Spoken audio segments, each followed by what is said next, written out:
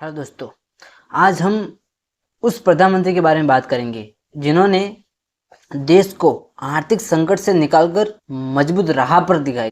जी हाँ, हम बात करने वाले हैं पीवी नरसिम्हा राव जी की। दोस्तों, स्वागत है आपका तथ्य विद गेमा में।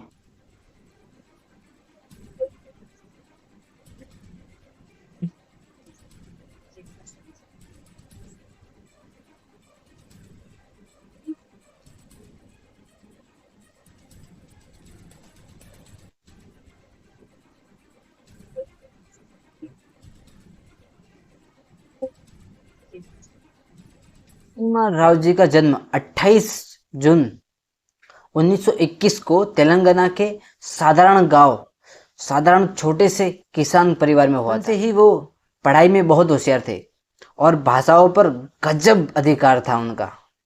कहा जाता है कि उन्हें 10 से भी ज्यादा भाषाएं आती थी। तेलुगु, हिंदी, संस्कृत, उर्दू, मराठी, यहाँ तक कि स्पेनिश एंड फ्रेंच भी आती है उनको। उन्होंने नागपुर की विश्वविद्यालय से पढ़ाई की और एलएलबी पूरा किया और वकालत की शुरू की।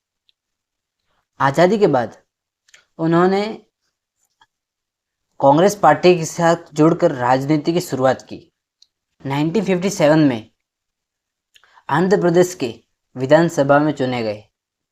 1971 से 1973 तक वो आंध्र प्रदेश के मुख्यमंत्री रहे और भूमि सुधारों में जाने लगे। केंद्र की राजनीति में आते ही विदेश, शिक्षा, गृह जैसे बड़े बड़े मंत्रालय संभाले और एक विद्वान नेता के नाम में पहचान हुई उनकी। 1991 में राजीव गांधी की हत्या के बाद राजनीति में एक संकट आ गया। कांग्रेस को बहुमत नहीं मिला था, लेकिन सबसे बड़ी पार्टी थी वो। ऐसे कठिन समय में नरसिम्हा राव जी को प्रधानमंत्री चुना गया और भारत के पहले प्रधानमंत्री बने।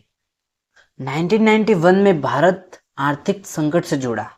विदेशी मुद्रा इतना कम था कि भारत 15 दिन तक आयात कर सकता था।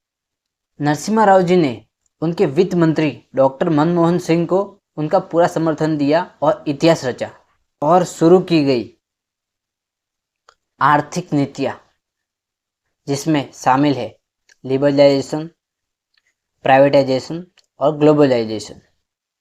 लाइसेंस राज को खत्म किया गया, विदेशी निवेश एफडीआई के दरवाजे खोले गए और भारतीय की अर्थव्यवस्था को दुनिया के लिए खोला गया।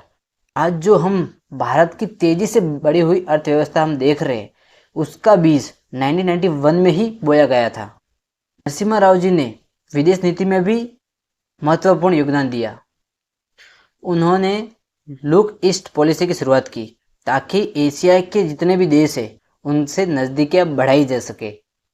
शिक्षा, विज्ञान, तकनीक के क्षेत्रों में भी उन्होंने सुधार किया। वास्तव में वे एक साइलेंट रिफॉर्मर्स थे, बोलते कम थे लेकिन फैसले बड़े लेते थे।